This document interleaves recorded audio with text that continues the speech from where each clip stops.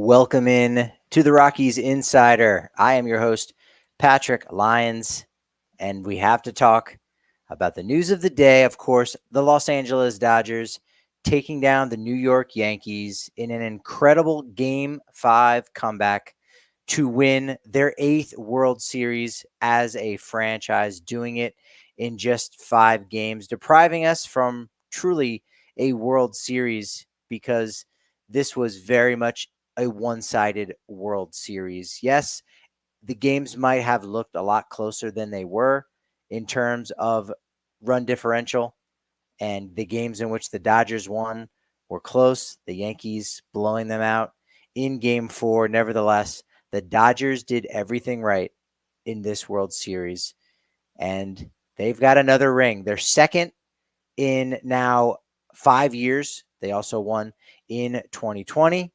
This is their first World Series in a normal regular season since 1988, and they've already got the plans set in place. Friday will be their parade in downtown Los Angeles.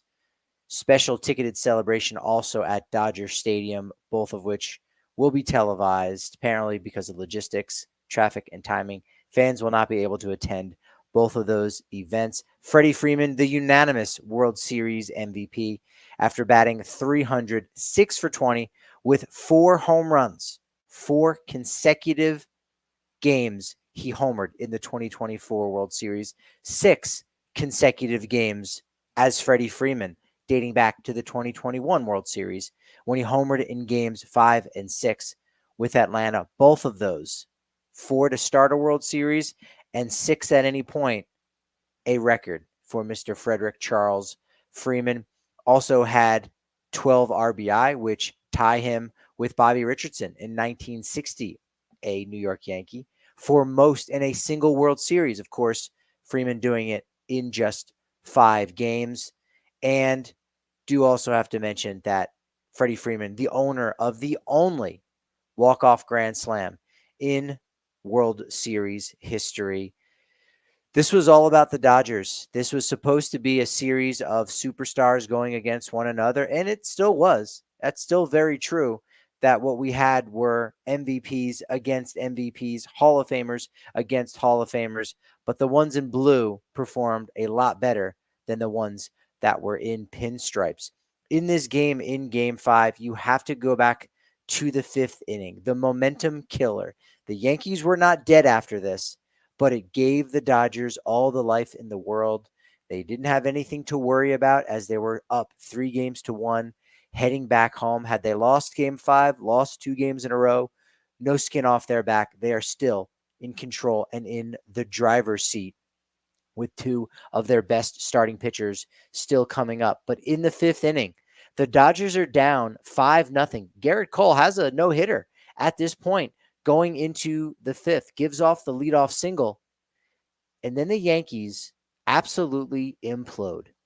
2 errors and a 3rd defensive miscue opens the door for the Dodgers. Judge botches an easy fly ball hit by Tommy Edman directly at him. I think he was looking at the runner on first base. He was looking at Kike Hernandez saying, hey, I might be able to double him off, but he doesn't make a very routine fly ball.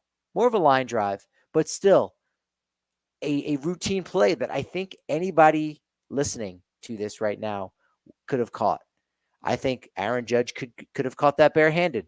I think he could have caught it left-handed, barehanded, or rather with his right hand. Regardless, he's making that play 9 million out of 9,000,001 times.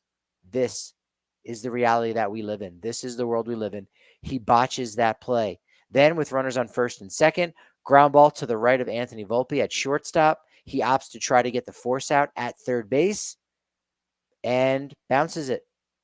Jazz Chisholm not able to pick that ball up out of the dirt. That loads the bases with no out.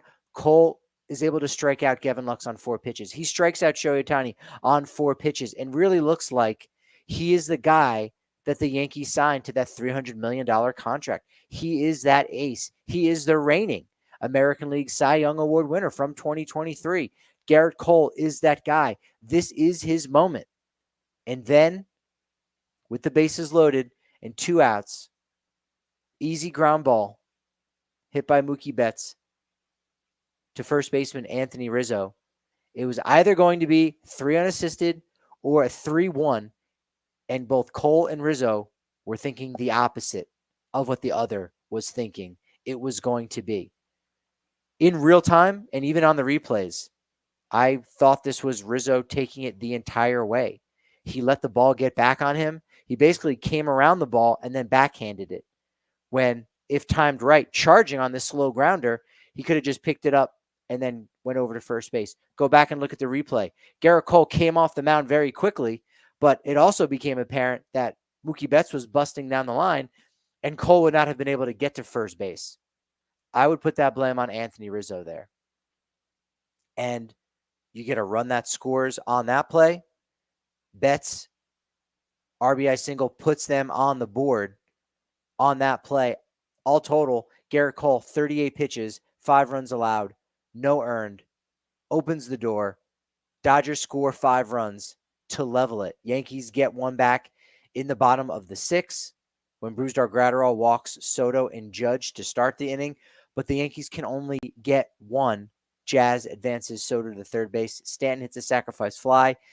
They feel good about it, but again, on the margins is where the Dodgers won this World Series.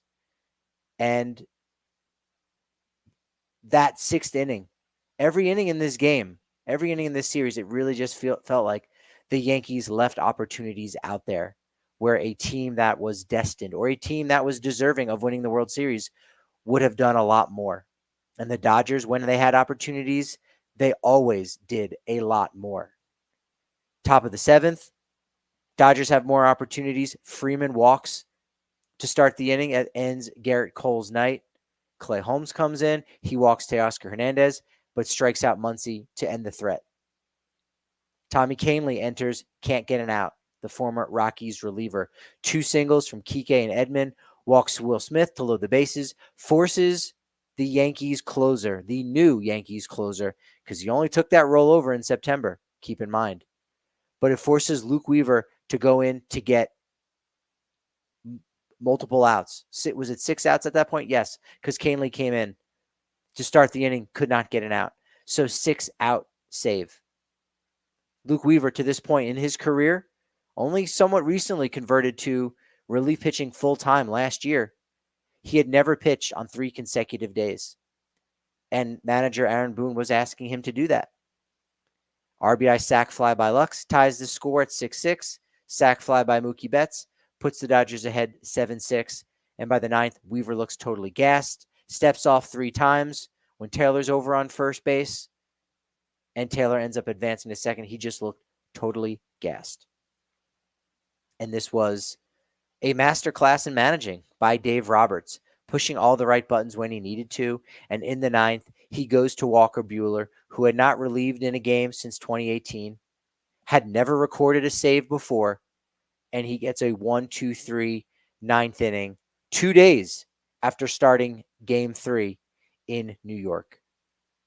Absolutely incredible. Dodgers deserve to win the World Series based on their play against the Yankees. And based on what they were able to do in the regular season, they had some hardships during the year.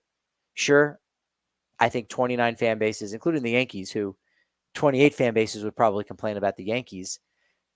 But the Dodgers were dealing with injuries all season long.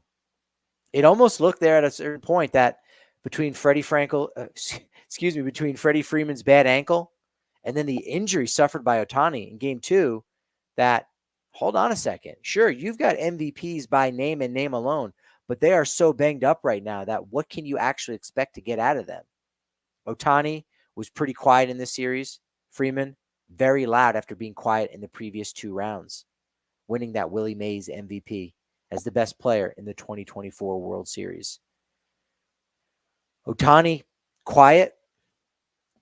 That's okay when you are surrounded by other MVPs, when you're surrounded by other clutch players like the Kike Hernandez of the world, the Tommy Edmonds now, who you can put him in that category after years of success with the St. Louis Cardinals. Not as much in the regular season. He's not stacking his statistics, but he's got a postseason pedigree. Max Muncy is there. You can add Teoscar Hernandez to that mix as well. They just had a roster of guys that know how to win and know how to get things done and know how to not panic. If you listen to me over on Who's Better Baseball, one of the Just Baseball podcasts that I'm a part of, one of the reasons why I personally didn't cash out on the Houston Astros and didn't totally count them out in April was because they had a roster of players that know how to win. They know how to turn it on. They know that they can't afford any off days now. They can't afford any bad games, or certainly not 2 in a row. They have that kind of experience to last out in a marathon that is the regular season. And that's the same kind of skill that teams can have in the postseason. And it's one that, frankly, at the winter meetings this year, I'm going to have to ask Bud Black and Bill Schmidt about that, about the Rockies, because right now, who do you have on your roster that has postseason experience? Who do you have on this roster that has played meaningful games in August? It's Ryan McMahon now, and you've got 3 starting pitchers in Kyle Freeland, Antonio Senzatella, and Germán Marquez. How are you going to create a winning culture with players who haven't been a part of a winning culture before? When you've got everybody pointed in the right direction in that particular way, every team's going to say they're in the right direction, and many teams are. But when everyone is in the right direction and doing the right things, and like the Dodgers said in the post-game celebration, standing on the stage, holding up the commissioner's trophy, it required everybody in the organization to chip in and do their part. And in a Dodgers organization in which they have the money to have more people to chip in, to contribute to winning a World Series, that's going to give you an edge that a smaller market team just isn't going to have. And then when you add the talent of the players, the 3 MVPs, all of the All-Stars, all of the players with postseason pedigrees, it's no wonder why the Dodgers 1-5. My prediction was Dodgers in 6, and we probably should be going to Los Angeles. I think I was seconds away from tweeting out something on X at Patrick D. Lyons about, hey, Yankees got a long way to go. They got to close this game out before we can even think about LA. But even still, we're going to get to LA, and then they got to win 2 more games. But not even 2 more. Just win on Friday.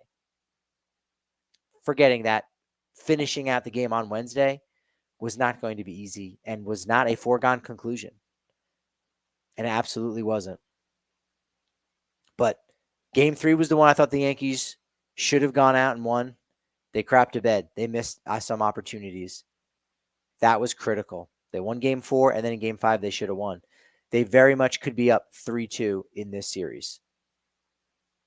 At the least, down 3, down 3-2. But they imploded. They absolutely imploded. And the Dodgers, you could argue, I don't think it really takes that much argument. This was one of the greatest World Series comeback games in Fall Classic history. No team had ever clinched a World Series coming back from 5 or more runs down. Sure, it's a qualifier. We're only talking about 120 different games, this being the 120th World Series. But still, think about that you were down so far, and you could have clinched your next game. You could have clinched on Friday. But the Dodgers didn't. They didn't give in. They didn't give up while still guarding against using some of their best options. They were able to get it done. And I say that, but that's not really true. Dave Roberts did a really great job in this game because of the work that Landon Knack did, 4 innings in game 4, and Ben Kasparius did 2 innings in game 4. And I also think the fact that this game was at Yankee Stadium, and if the Dodgers lose the game, which I imagine was part of the game plan, guess what? If you're trailing after 8 innings, you don't have to throw someone for the 9th inning. You only have to fill 24 outs. You only have to pitch 8 innings. That was an advantage to the bullpen game there. It being at Yankee Stadium on the road. So the Dodgers had all of their best arms ready for game 5. And the way in which Dave Roberts was able to deploy those guys, knowing that, well, yeah, Thursday is a day off. And then after that, all bets are off in game 6 and game 7. But the way he was able to deploy his bullpen that was rested, that's part of the game of chess that great managers are able to utilize and able to win when you beat your counterpart. We saw Bruce Bochy do that in the World Series. After Torey Lovullo, I felt, in covering the Diamondbacks' run in the postseason in 2023, Torey Lovullo was incredible the way he pushed the right buttons at every moment. It was a game of chess, and he was fantastic. He was Kasparov.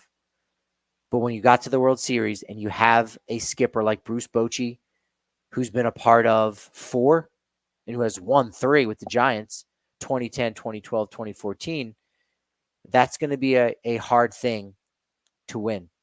That's going to be a hard-fought battle. And Dave Roberts showed his class. He outmanaged Aaron Boone every step. I think the Dodgers had the better players. The only edge that the Yankees had was in the starting pitching because they had 4 starters, and that was maybe going to help them on the back end a little bit in their bullpen.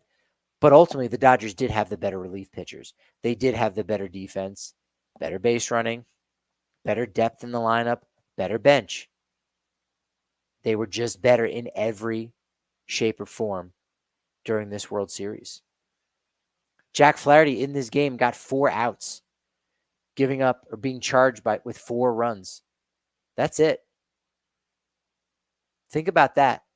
Dave Roberts needed to get 23 outs from his bullpen in such a way that would keep his team in the game.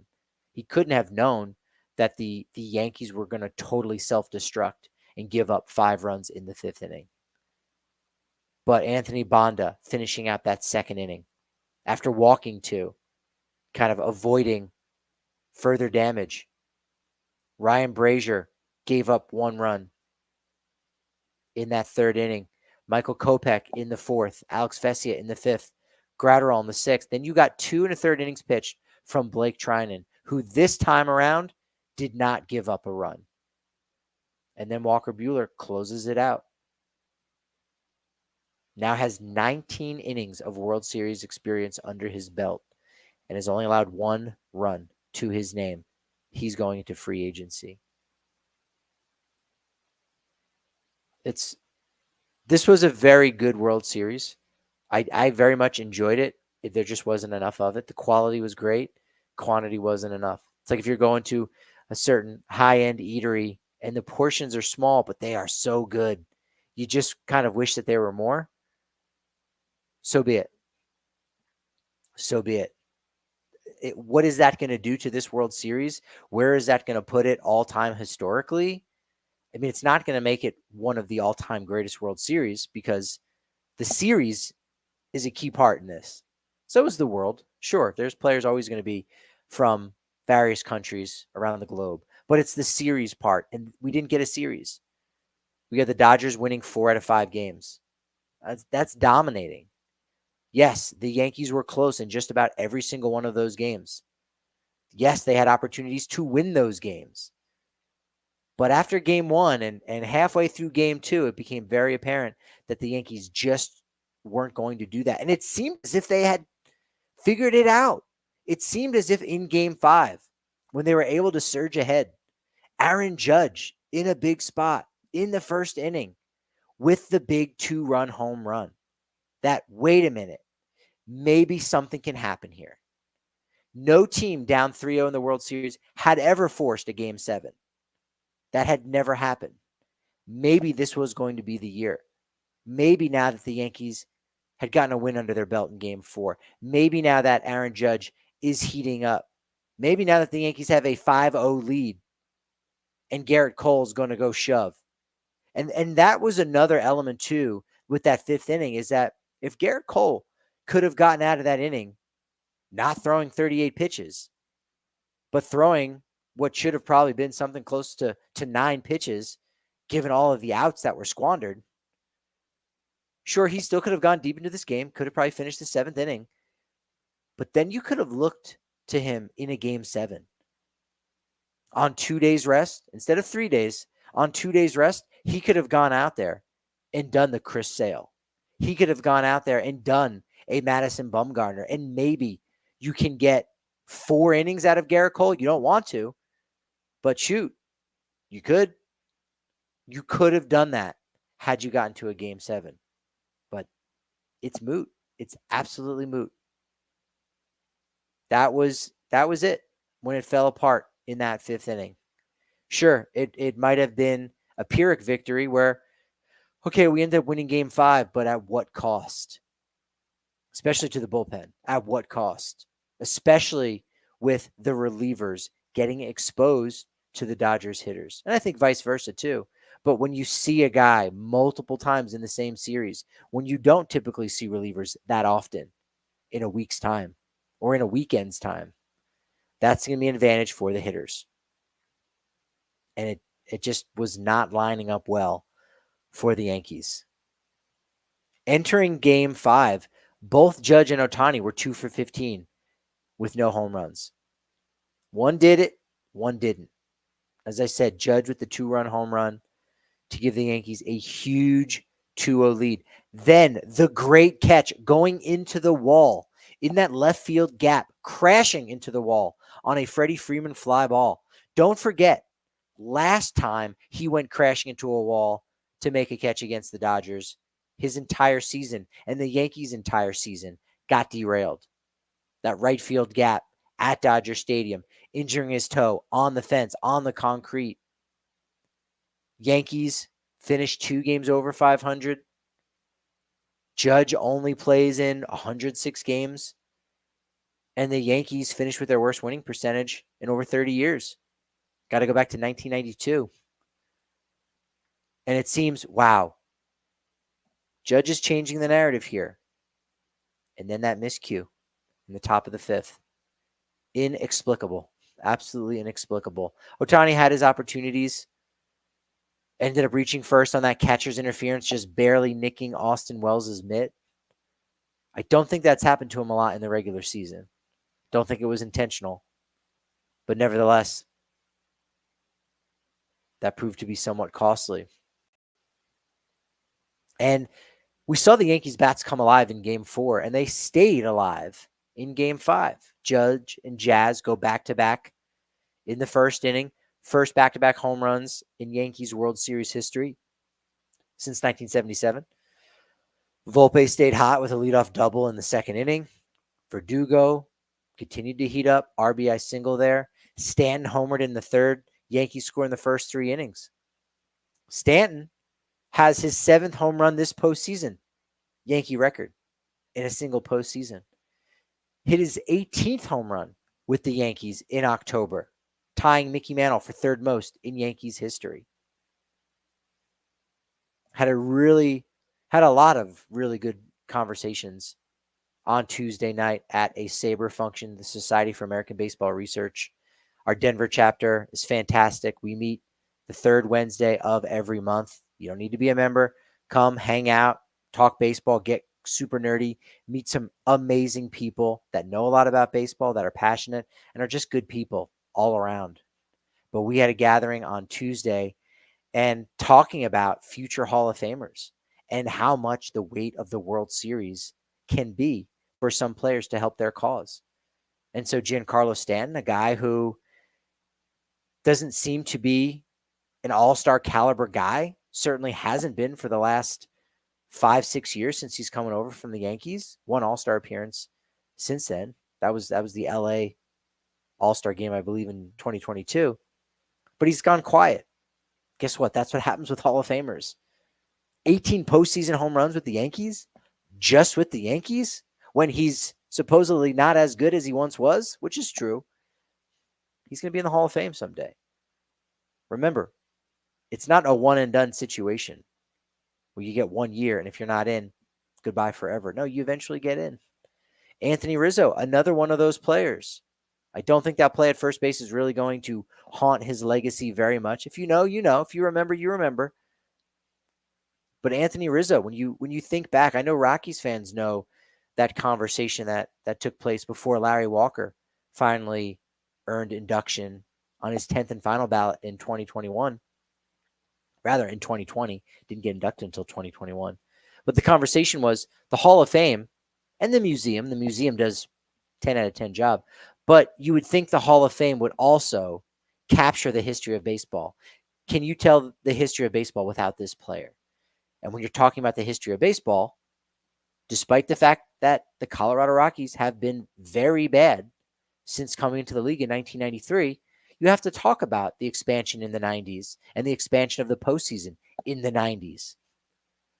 You have to talk about the rise of home runs because of pitching getting stretched out and being stretched thin. You have to talk about all of those things to talk about the history of baseball and to talk about the Colorado Rockies. And for the Rockies to not have somebody to represent the franchise in the Hall of Fame is a disservice to not only the Rockies, but some of their great players and to the history of the game. And so, yes, Larry Walker represents the Rockies. Yes, now Todd Helton represents the Rockies. Who's going to represent the 2016 Chicago Cubs? One of the biggest stories in the last 25 years. The Boston Red Sox winning in 2004, and then the 2016 Chicago Cubs, which many would argue is the even more improbable or the even more impressive World Series. We'd finally gotten the Red Sox to do it. They hadn't waited as long. Cubs had waited 108 years. And so even if John Lester were to get into the Hall of Fame, one guy to represent this one time in 100 plus year World Series win by the Chicago Cubs, no, Anthony Rizzo becomes that guy and gets in, despite the fact that if you're looking at Jaws, he's like the 47th best first baseman all time. It's the extracurriculars that can help a guy out. Freddie Freeman didn't need this, but this is further reason of why he is going to be a Hall of Famer. In fact, now you probably can feel comfortable with saying he's going to be a first ballot Hall of Famer. After, his first 8 or so years, it might have even been 9 years in Atlanta, were just good. He was a top 10 first baseman, maybe on the outside looking in when you say the top 5 first baseman of his generation.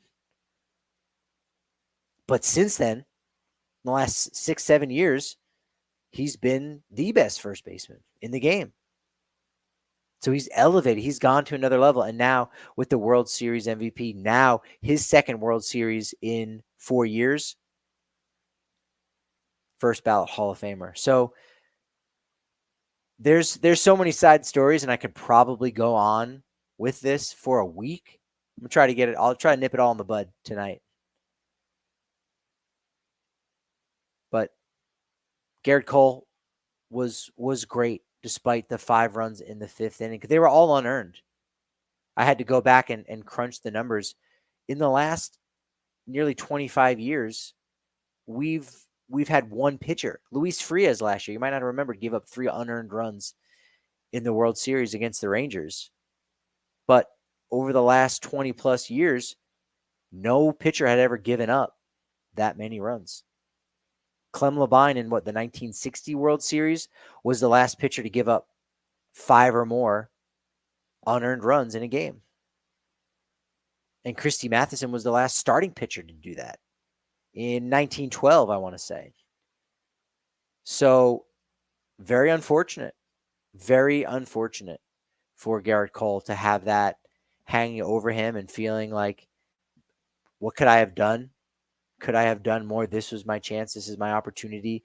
Yankees are going to come back. They have a relatively young team. They're not going to lose too many players in free agency. Yeah, Juan Soto's going to be a free agent. Maybe he's going to go across to the other side of the field and sign with the Los Angeles Dodgers. That remains to be seen. But nevertheless, Yankees have a really good young core together. So he'll get more opportunities, but when you've got one right in front of you, you absolutely have to make the most of it. That's the bottom line. You absolutely have to make the most of it. 11 a.m. Pacific Standard Time, the Gloria Molina Grand Park on Spring Street in front of City Hall is where the parade will begin. So noontime for us out here in Denver is when the parade is going to go down.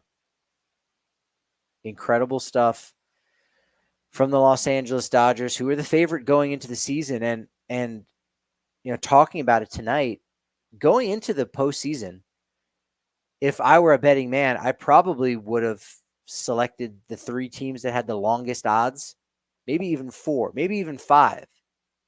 I don't think I would have needed 5, but if you given me the teams that had the 3 worst odds to go to the World Series when we were down to our 12 postseason clubs, I would have felt just as good as that as having one team, as having either the Phillies or the Dodgers or the Yankees. I would have rather the team with the 3 longest odds because the postseason has become a crapshoot. With 4 rounds of the postseason, anybody can do it. Anything can happen. First year since 2014 that we didn't have a team win 100 games. And yes, we eventually ended up getting the 2 best teams in the American League and National League. But I don't know if anyone really thought that that was going to happen when the playoffs started, especially when the Padres were up 2-1 on the Dodgers going into Game 4 in San Diego. Didn't seem that way when the Royals were giving the Yankees a lot of fits and when the Guardians were playing the Yankees close and unfortunately fell on the wrong side of the win column. In fact, you could probably argue that that Guardians-Yankees series was somewhat similar to the World Series, where the Yankees just outclassed the Guardians despite the fact that the Guardians were there in all 5 games. The Yankees were there in all 5 games, but they got outclassed by the Dodgers. So in the end, you get the team that everybody expected it. But I think it's maybe lazy isn't the right word. Disingenuous is definitely not the right word. But to go around saying, oh, the Dodgers were the team that was supposed to win it and they won it, so that doesn't count, I don't think is fair. That's a total disservice to Major League Baseball, total disservice to the marathon that is the season. How many times is the team that everyone expects to win actually wins the World Series? It's not often. And I don't mean who expects to win the World Series when we start Game 1 of the Fall Classic. No, not even the postseason, but going into the year. Sometimes we get seasons in which it's hard for the top teams to crack through to the World Series, let alone win it all. Yes, we know if you've got more money, that increases your odds to have a better season. It doesn't necessarily increase your odds to win the World Series because we've seen all types of teams win it. Sure, the Rangers won last year with the 9th highest payroll. But again, money doesn't always buy championships, especially not in the way we think that it does. Because no one looked at that Rangers team, even going into the World Series with who they had left, and thought, oh man, this is definitely the best team in the American League. There was still probably 3 or 4 more teams that were better than them on paper. And that's what we talk about when we go into a season. Who's going to win the World Series? Who's the best team on paper? It was the Dodgers, and the Dodgers got it done. Credit to Dave Roberts, who might not even finish in the top 3 in Manager of the Year award voting because everyone expected it. In fact, the Dodgers won less games than everyone had expected. Doesn't matter. Dodgers got it done. Second World Series in 5 years now. Dynasty? No, not exactly. Not exactly. 2 World Series is kind of a magic number, but it's got to be in a much shorter time frame. I really think 3 is the magic number to say that you officially have a dynasty. So 2 in 5 years, something. 4 World Series appearances in 8 years. Okay. Now the Astros won 2 in 6 years. They also had 4 World Series over the course of 6 years. Giants, we can all agree, dynasty. They won 3 in 5 years, all those even numbered years from 2010 to 2014. The Red Sox got 2 in 4 years, in 2004 and 2007. I know you remember that one. And then the last one, I think that's obviously undeniable. Giants, yes, dynasty. Despite the fact how they looked in those odd numbered years, they had a core of players that were there throughout it. Yankees winning 4 in 5 years in 1996 and then 98 through 2000. The Oakland A's won 3 in a row from 72 to 74. And then before that, you had various times where the Yankees won it. From 1923 to 1962, 40 years, Yankees won the World Series half the time. No wonder why they're running out of numbers for their players. And I was thinking about this too right before I went live tonight. In the last 15 World Series, check my math if I'm wrong, let me know. At Rockies_insider. DMs are open.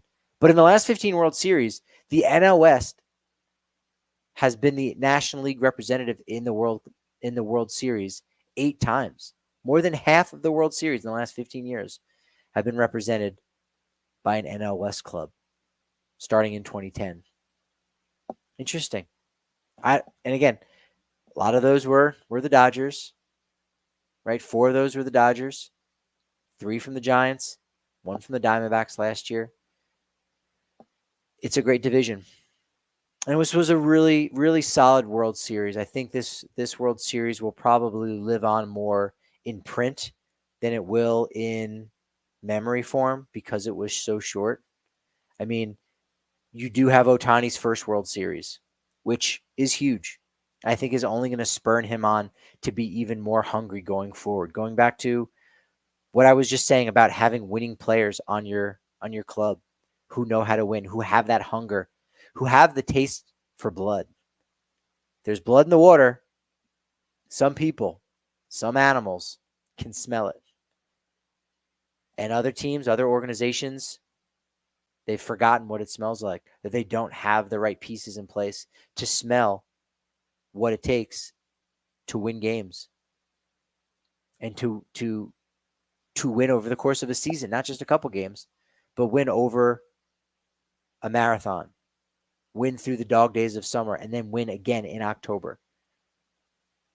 It's a rare breed of players that can do that.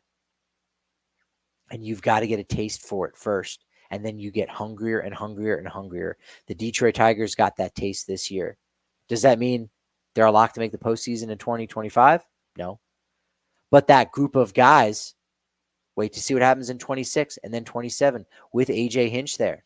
They've gotten a taste. The Royals this year have gotten a taste. The Guardians always have that taste. Every year they always seem to be there. But when you're a team that doesn't know what it's like to play meaningful games late into the season, if you're a team that just doesn't have those kind of guys, it becomes really hard to manifest that. It becomes really hard to get it done. We've seen the Pirates the last 2 years shoot out like a cannon to start the year. And you look up and down their roster, and they just don't have those kind of players. They just don't have players that know what it means to win over the course of a 162-game season. Any player can be that player. Any player can become that player. But they can't on their own, and they can't when they're surrounded by other players of that ilk. You need to surround them with players that know what's at stake, that are not complacent, that are not willing to rest on their laurels and rest on what their resume had said years prior when they were one of the best in the game. If you lose that fight, if you lose that spark, I think it becomes hard to get it back if you're not surrounded by other people that will help spark that in you. And so Shohei Ohtani, he's got the taste. He now has the taste for blood, for postseason blood. He has 1 ring. He's got 9 more years in LA. He'll never say, I want to win 9 more. He does. But this was his first ring. This was not his first ring in a season in which he pitches. This is not his first ring in which, hypothetically, he starts to play a little bit of defense to free up the DH spot for his team, for his manager. So Ohtani still has a lot at stake. He wants to be Walker Buehler. He wants to be the one on the mound getting the final outs of a World Series. That's what's at stake for him. You don't win a World Series and go, cool, I'm going to cash out. I'm good. You want to win multiple. You want to be the best. You want to beat the best. Wallace in the chat Thanks for dropping by. Heck of a performance by the Dodgers. Hope I'm not a rickety old man when my Mariners finally win. Wallace, you came to the right place. Mariners fans, Rockies fans, they are definitely in simpatico. They definitely have a lot in common. I think Mariners fans probably rooting for the Rockies in the NL. I know a lot of Rockies fans that their AL team is kind of the Mariners. We know that for a period of time, the Mariners and the Rockies were considered to be the interleague rivals, pretty much because all the other California teams were taken and they already had their rivals. But the Mariners, I think they're a good example of this. They've got Jerry Dipoto in charge. They keep changing up their rosters, and it maybe becomes a chemistry thing. The Padres struggled with that chemistry issue. This year, they seem to have figured it out a little bit with Mike Schilt. I'll believe it when I see it happen again in 2025. But you can't just keep changing parts in and out. You need some stability. And look at the Dodgers roster. Tons of stability. Kike Hernandez, they brought back last year. He restabilized them in a lot of ways, a former Dodger. But all kinds of stability that you can bring in new guys. And they'll fit in. They'll figure out, oh, that's what we're all doing? Cool. If you don't have enough of those examples or voices in the clubhouse, then you can have those factions break off and just be complacent and maybe not do what's needed to be done to win ball games in April, in May, and the rest of the season. Because if you're not doing it in April and May, and you're not doing it in June and early July, you don't need to worry about even doing it for the final 2 months of the season because you're out of it. Yes, the games are important. Yes, the games are meaningful. Yes, the games mean something to the team in the other dugout. But what do they actually mean to you and your team? Because if you lose, that's fine. And if you win, that feels good. But it's not critical.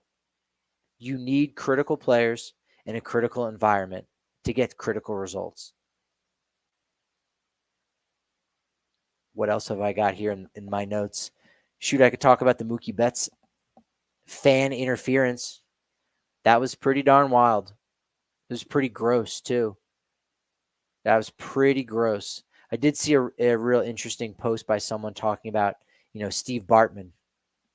If you remember back in 2003, reaching over, causing the Cubs to not get a much needed out. And then the Marlins built up momentum and ended up winning that game, and how he's vanished off the face of the earth and how he was criticized for that, targeted, death threats.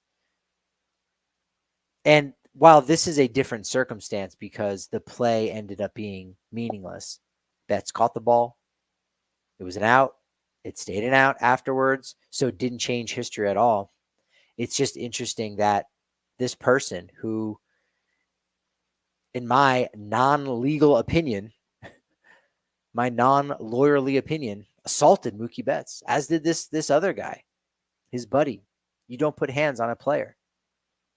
If your hands touch another player or touch a player because it's sort of incidental contact, I mean, that happens.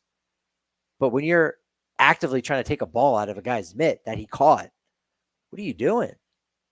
What are you doing? Look, we saw something similar to that with the Shohei Ohtani 50-50 ball. And there's a battle, and this guy had the ball first and then someone else had it. We saw it with Barry Bonds back in 2001. And we kind of live in that culture where, that is the law. Possession is 9/10 of the law. So if you've got the ball in the end, that's it. You're fighting for it. And they fight in New York. But I thought that was gross, and I was glad to hear that the fan did get banned. He did lose his tickets. Those tickets did go to a very young man, a young cancer patient named Calvin Young, who the early reports were that he was not feeling well and he was not going to be able to go to the game. In the end, he was there. You did see him there late in the ball game because he just was feeling just ill on the walk from the car to the stadium. But I guess he was able to pull it together And that was awesome that he was able to get an opportunity to take in a World Series game after those bozos interfered. That was really, really nasty. Especially after you had Freddie Freeman homering again in Game 4, and you go, this is unbelievable. This is unlike anything. That was awesome to see that. It was awesome to see Anthony Volpe having a big moment. A kid who was at the last Yankees parade for winning the World Series in 2009. He was there as a kid, 8 years old. 8 years old, incidentally, the best age in my book. You're in about third grade. You learn multiplication.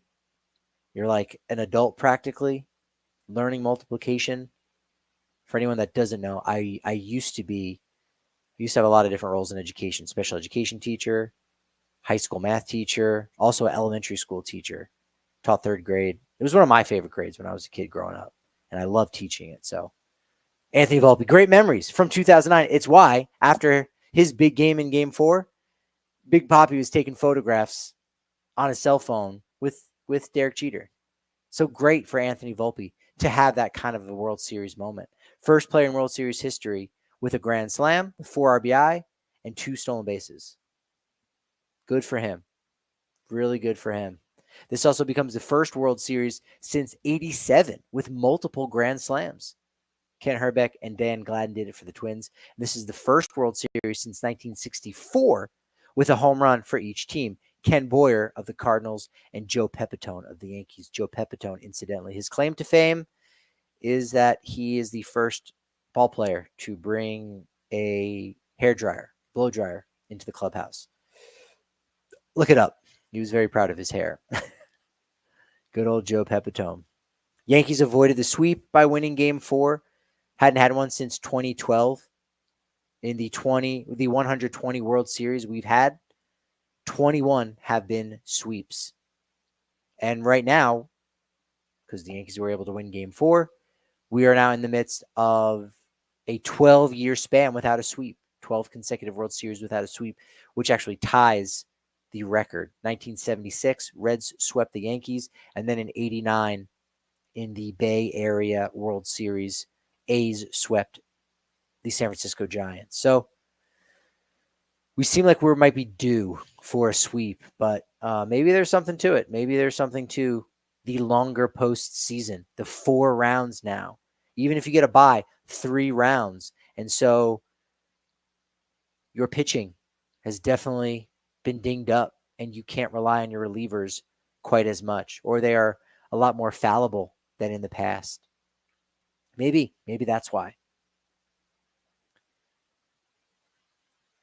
I think that just about does it. Looking at my notes, got to go over on the MLB press box to see. Love the stats. You guys know that. Here we go. We got some post-game notes. Blake Treinen gets the win, his second win of this World Series. Tommy Kahnle gets the loss hung on him. Dodgers winning Game 5, 7-6, their 8th World Championship. And I think that ties them for 5th most amount of World Series by any team. No, 4th most. 4th most. Trails the Yankees that are number 1, of course, 27. Cardinals have 11. Boston Red Sox have 9. In the 22 series that have been 3-0, only 5 have gone to a 5th game, with all 5 clubs sealing the Fall Classic in Game 5. It's a good stat. That's a pretty good stat. Freddie Freeman, unanimous winner. 12 RBI, tops Tommy Edmonds' 11 RBI in the 2024 NLCS, and Corey Seager's 11 RBI in the 2020 NLCS that was held entirely in Texas. Freeman's 12 RBI are the most in a single postseason series by a National League player, tied for 3rd most overall in a single postseason series. Adolis Garcia last year in the ALCS, remember, 15 RBI. Whew. 4th first baseman to win the MVP award, joining Steve Pearce, remember him, from the Red Sox in 2018, Hall of Famer Willie Stargell, and Don Clendenon in 1969. Among the 37 non-pitchers who have won the World Series MVP, Only Freeman, Hall of Famer Reggie Jackson, Hideki Matsui, who threw out the first pitch before Game 5, Hall of Famer David Ortiz, Darryl Porter, Corey Seager, Hall of Famer Willie Stargell, and switch hitters Pete Rose, Pablo Sandoval, and Ben Zobrist batted left-handed. That's actually still a decent amount. That list was kind of long. So position players have now accounted for 18 of the last 21 Willie Mays World Series MVPs. Freeman is the 9th Dodgers player to win the Willie Mays World Series MVP. You also had Will Smith catching the final out. So Freddie Freeman, had it been a ground out, Freddie Freeman, this would have been his second time making or catching the final out of a World Series. He caught the final out in 2021. He would have been the first player to do it with multiple teams. Buster Posey is the only one to do it twice. He did that both with the San Francisco Giants. Dodgers won by one run on Wednesday night, marking the 37th World Series clinching game that was decided by one run. It's the first time that the final game of the Fall Classic has been decided by just one run since Cubs took down Cleveland 8-7 in 10 innings in Game 7 of the 2016 World Series. It's the first 9-inning one-run win in the final game of the World Series since the Giants beat the Royals in Game 7 of the 2014 Fall Classic, that being the Madison Bumgarner year. Buehler earned the win in Game 3, became the second pitcher in World Series history to earn the win as a starter in a game and tally the save in the series clinching victory. Madison Bumgarner, the only other player to accomplish the feat, winning Games 1 and 5 and earning the save in Game 7 in the 2014 World Series. Dodgers using 8 pitchers tonight, making it their second most in a World Series game. They used 9 pitchers in Game 3 in 2018. Overall, 8 pitchers used are tied for the second most ever in a World Series game with the Yankees in Game 4 and a few other teams. Impressive stuff. Kike Hernandez, that leadoff single to break up Gerrit Cole's no-hit bid. No information on that on the last time somebody had a no-hitter that deep. Come on, what are we doing? Maybe it's in there. Here we go. I think we got it. Paralyzed, it's the longest no-hit bid in a potential elimination game, well, since last year. Yeah, I did forget. Zach Gallen no-hit the Rangers through 6 innings last year before Texas scored 5 unanswered runs to clinch the World Series in Game 5. You mean nearly identical to this? Gerrit Cole goes into the 5th with a no-hitter, and the Dodgers score 5 unearned runs in the 5th to tie it and then go on to win and clinch the World Series. 1 year after Zach Gallen had a no-hitter through 6 innings last year, and then Texas scores 5 unanswered runs to clinch the 2023 World Series in Game 5. You know what that is? Yep. That's baseball. That's absolutely baseball. Cole threw 108 pitches, marking his most in a start since last July of 2023, 110 pitches. First starting pitcher in World Series history since ERA became official in 1912 in the NL and 1913 in the AL to allow more than 5 runs in a start without allowing any earned runs. As I said, Clem Labine, Game 2 in 1960, the last to do that. It was his 22nd career postseason start since making his debut in 2013. His 22 postseason starts, talking about Gerrit Cole, of course, are third most in the majors since 2013, behind only Kershaw, 30, Justin Verlander, 25 starts. Since 2018, Walker Buehler has made 18 postseason starts, same as Gerrit Cole. Overall, Gerrit Cole has worked 133 and a third postseason innings in his career, tied with Curt Schilling for 12th most as a starter in postseason history. Soto reached base 4 times. Yeah, I that skipped my mind. It did seem like he was always on base. 3 walks and a single in the 4th inning. Dating back to Game 2 of the NL Wildcard Series with San Diego in 2022, Soto has reached base in each of his last 25 postseason games. I think that's one of the reasons why you didn't see Aaron Boone shift the lineup to separate the 2 big right-handed hitters in Judge and Stanton.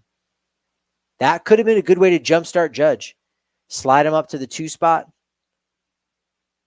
and then have Soto batting behind him third. Does that help Aaron Judge? Maybe. But Aaron Boone did not think, and his coaching staff too, did not think that that was going to be the case. You saw Chisholm batting cleanup tonight. I think that was the case maybe in game 4 with Stanton dropping down to split up the right-handers, but not the case again for Mr. Aaron Judge. So that's a wrap. That's a wrap. I'm going to try to do a show on Thursday afternoon to talk about some of the news of the day for the Colorado Rockies. There's some out there. Talk about what this offseason holds, because here we go. If you're listening to this right now, it's the offseason. Can't believe it. How many months until opening day? How many months until spring training? That doesn't even help. Middle of February? God, that's 3.5 more months. 3.5 more months. The next 1 month is going to take forever to get to. And that's not even a third of the way. You guys know how math works. And you guys know how valuable you are to me out there. I really appreciate everybody listening to this, giving me momentum, especially with the late jump. With the late jump on the Rockies Insider getting started in early August. Missed the deadline, missed the draft, missed a lot of things. But we're here for the World Series. I'm here for the World Series. So are you, and I really appreciate all the support for everyone that's been enjoying my take on things, enjoying my insight on the Rockies, on the playoffs, on the Dodgers. I do appreciate all that, all the feedback. If you've got time for more, if you're listening to this as a podcast, whether it's Spotify, Apple Podcasts, leaving a review can actually make a major, major difference. For this being a free podcast, just that review, even if it's only the 5 stars. Hey, if you think I only deserve 4, so be it. But even the 5 stars can make a big difference. Don't even have to write anything. It's even more helpful. But those kind of things can make a difference for someone creating content like myself, trying to bring you guys the audio medium. It's great. I love writing. That's what's paying the bills. But at the end of the day, I also enjoy doing this too, because not everyone's reading. Not everyone has access to read longer articles or the attention span. So the spoken word, this is an audio book that I'm doing as a podcast. So if you can leave a review, it is always appreciated. Always appreciated. At Rockies_insider, at Patrick D. Lyons, at Patrick D. Lyons on MLB, on just about all the social media platforms. Thank you, everyone who gave me not just momentum today, but momentum for the past 3 months. I'm going to need that momentum for the next 3 months of this offseason before heading down to Salt River Fields down in Arizona for the 2025 Rockies spring training. Love you. Appreciate the momentum. But as I like to say, and I'm true to this word, that momentum is only as good as my next show. So I'll talk to you tomorrow.